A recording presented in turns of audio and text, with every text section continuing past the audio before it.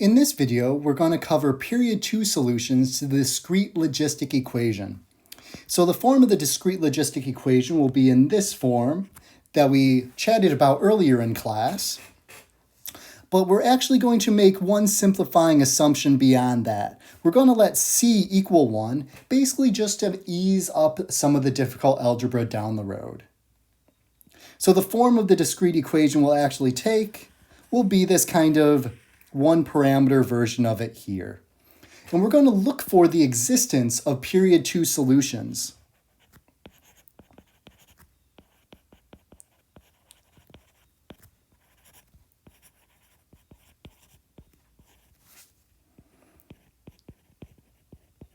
And in order to do that, one of the first things we need to make sure we're on the same page with is that when we write our discrete equation in terms of a function f of x, we know what that function f of x here. In this case, it's the update function, which is just the right-hand side of our iterative map.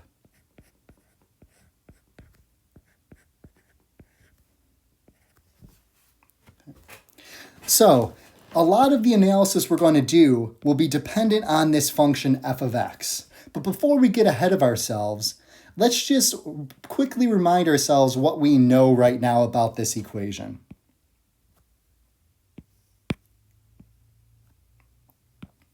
So in terms of the discrete logistic equation, we've previously found its equilibrium points.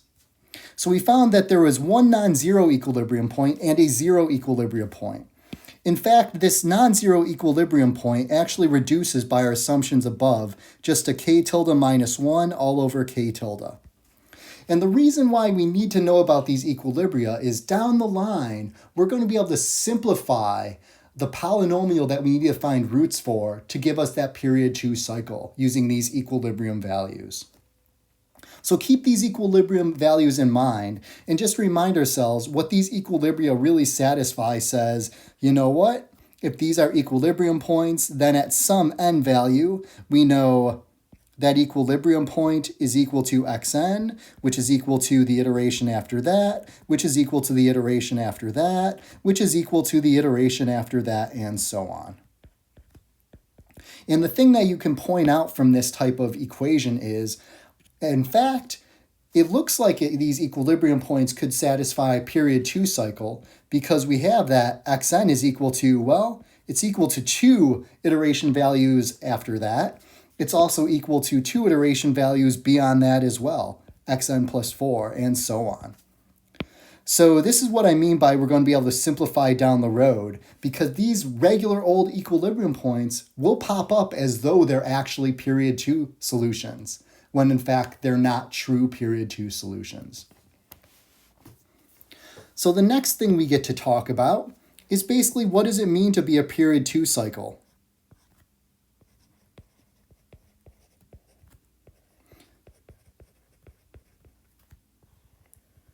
And well, if we want a period 2 cycle, kind of as hinted to above, what this means is for some number of iterations, say capital N, when the period 2 cycle kicks in, we know that xn is equal to xn plus 2, which is equal to xn plus 4, which is equal to xn plus 6, and so on.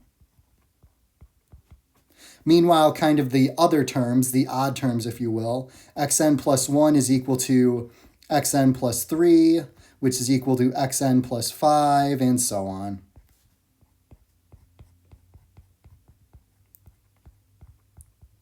And what we want to do is take these ideas and basically cast them in terms of our original equation.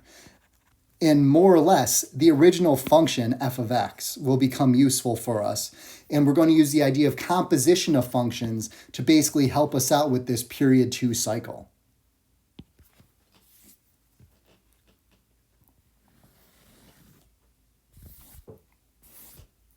So let's briefly chat about these period 2 solutions. So let's just consider xn plus 2. We know that this is equal to xn. So this is what we know for period 2. Let's now just really dive into xn plus 2, just so we know what it's equal to. So if we were just iterating, we would know that xn plus 2 is equal to our function f evaluated at, well, the previous iteration. This is just giving us the regular old definition of what we know f of xn plus 2 to be. It's just the next iteration when evaluated at the iterative map, or the previous iteration value iterated through that map. And well, similarly, we could rewrite f of xn plus 1 in terms of its previous iteration. So if we do that, what we have is f of xn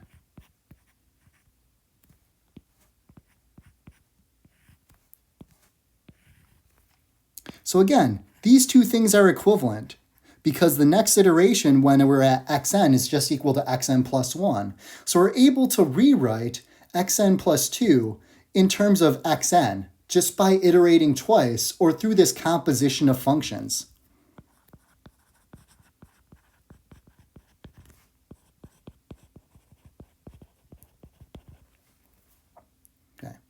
So using the 2 bits of information we had up here for period 2 cycle and our composition of functions, what this really implies for us is that we have xn plus 2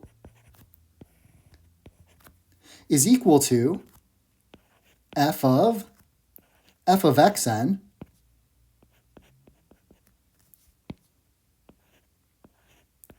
which is equal to, through our first equation up here, just xn.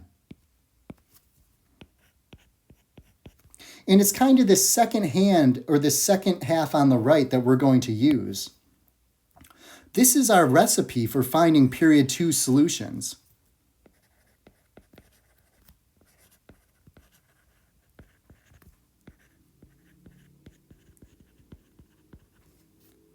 So what we're going to do next is basically just let p bar equal that period 2 solution, and we're going to plug this into our iterative map, or the composition of these iterative maps, and set it equal to p bar. So let's quickly do that. So we're going to define p bar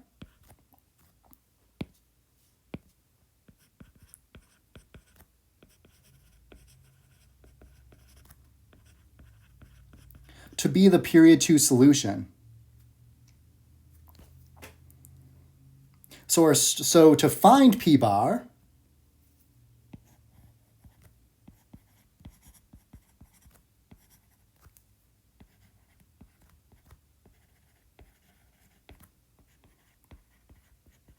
we get to solve the following equation.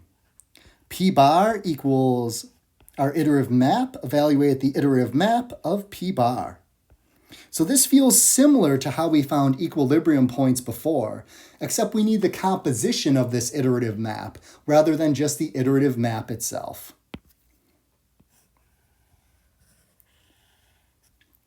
So let's go ahead and plug this in for our function f. So if you recall, for the discrete logistic equation, f of x here was equal to k tilde x, 1 minus x. So let's first just find that iterative, or that composition of functions we need. So I'll take some of this to the next page.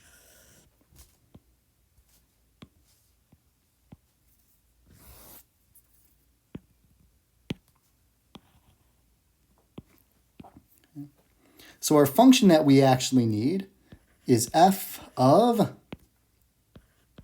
p bar, which for our iterative map here is k tilde times f of p bar times 1 minus f of p bar.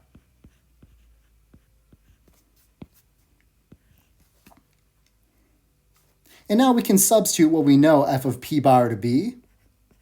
That was our just discrete equation.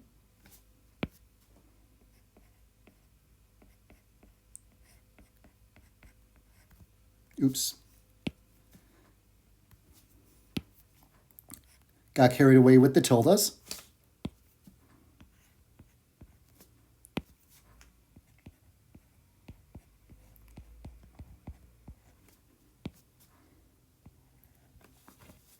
And now we need that whole thing to just be equal to p bar.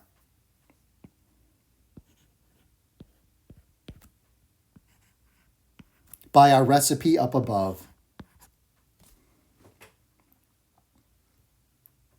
So this whole right-hand side now is just some big old polynomial in x. Actually, that's a good point. We need to actually plug in p bar. My bad. So all those x's on the right-hand side actually are p bars.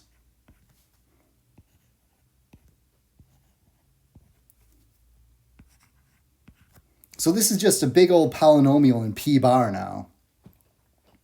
And this is what we get to solve for p bar to find our period 2 solutions. So the first thing, let's subtract p bar from both sides.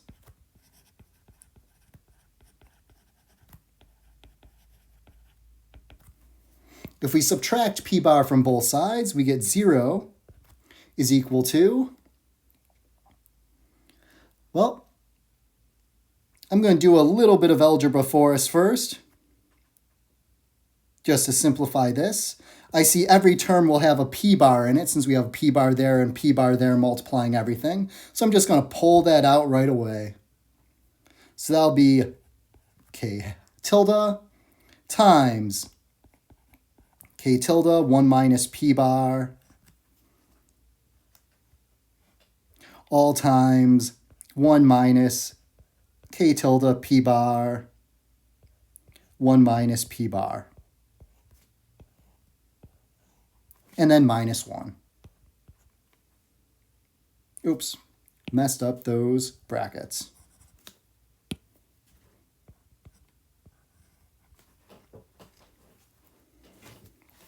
Okay. And again, the goal is to be able to find solutions to this equation. And in fact, we already have one root of this equation right now.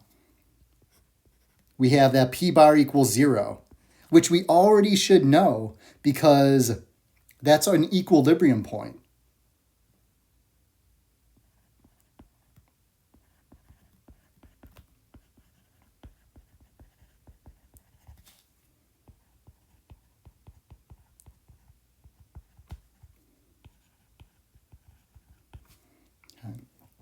So as a hint, what we're going to get to do next is basically, well, we know the other equilibrium point should also satisfy this equation. So we can actually go ahead and factor that out.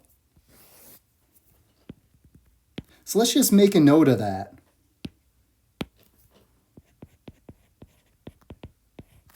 Our x bar equals 0 and, in this case, k tilde minus 1 over k tilde.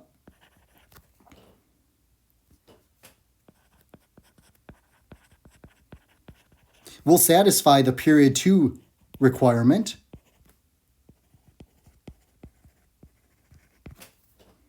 So we know these should be roots of this equation.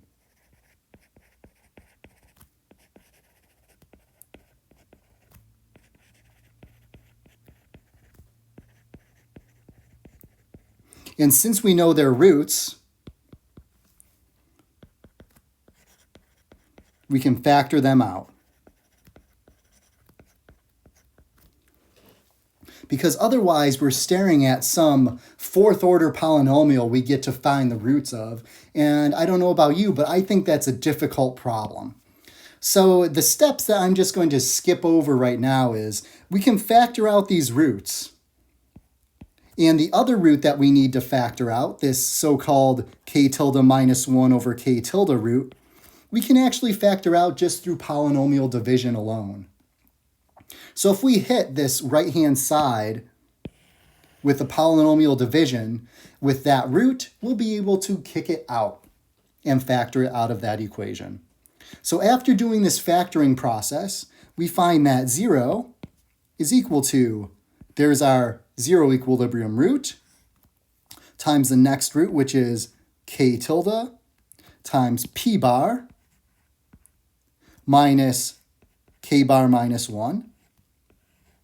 That was our equilibrium, non-zero equilibrium. And then all times the non-equilibrium stuff, or the true periodic 2 solutions, which is k bar squared, p bar, or k tilde squared, excuse me, p bar squared minus k tilde, k plus k tilde plus 1, p bar plus k tilde plus 1. So just we're on the same page. This was the 0 equilibrium. We got this second term by factoring out the non-zero equilibrium, the so-called k bar minus, or k tilde minus 1 over k tilde equilibrium. And this last thing, we solve for p bar to find our period 2 solutions.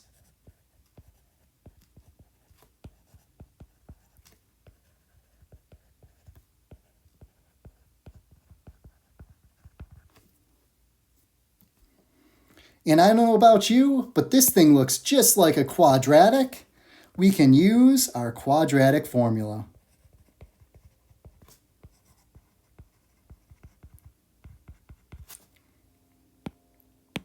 So let me go ahead and pull this to our next page.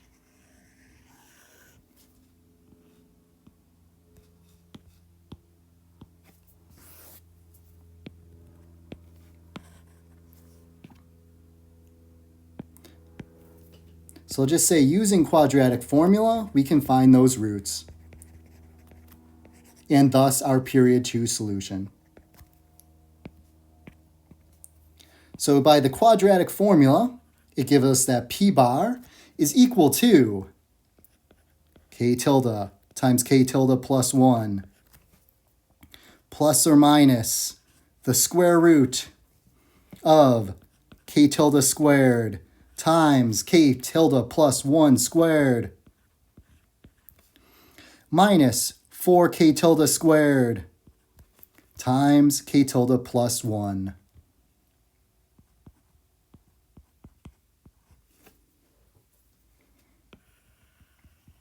And this is all over 2k tilde squared.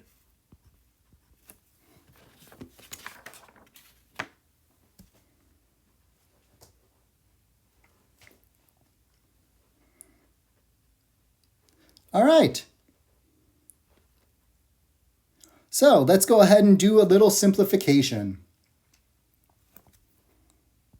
Simplifying this, we still have the same left hand, the k tilde times k tilde plus 1, plus or minus. Let's start simplifying underneath that square root. We could rewrite this whole thing as a k tilde squared times k tilde plus 1, all times a k tilde plus 1 minus 4. And this whole thing's still sitting on 2k tilde squared.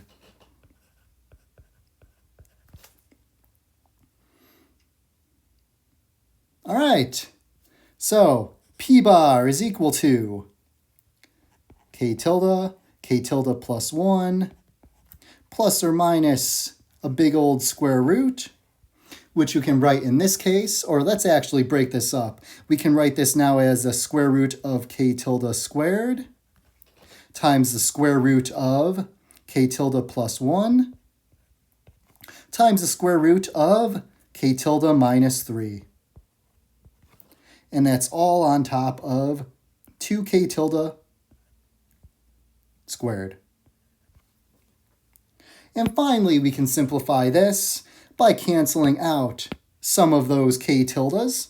So k tilde there, k tilde square root, and one of those factors. So our overall period 2 cycle then takes the following form.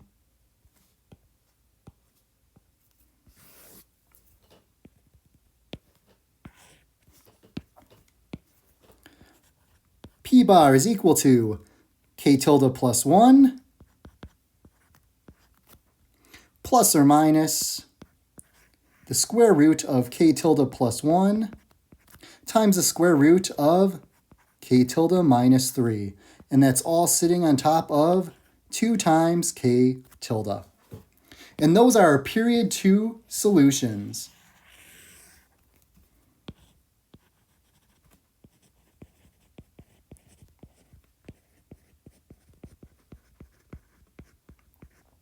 And now we have period 2 solutions, but note, there's a few things we get to explore, such as we already know that k tilde, by definition of how we discussed this before, is positive. So this has to be a positive quantity. But this one term on the right, k tilde minus 3, this looks restrictive because if k tilde is greater than 3, all of a sudden this, or k tilde is less than 3, excuse me, all of a sudden this looks like we're going to have some type of complex solutions, which we can't happen out of our discrete equation. So we have complex or imaginary stuff if k tilde is less than 3. And we already said it's greater than 0. The other thing to note here is, what about stability of these period 2 solutions? And well, we'll discuss this in class, but we can also approach stability of periodic solutions the same way we approached stability before. We just get to define a new function. So the spoiler, if I spell spoiler correctly, is we could define a new function, say g of x, which is just equal to our original composition of functions. And then we need to basically show that the derivative of g evaluated at our period 2 solutions is less than 1 in absolute values. So this feels very similar to how we showed stability for equilibria, except now we have a different map. Instead of just the regular old iterative map, we have the composition of it with itself.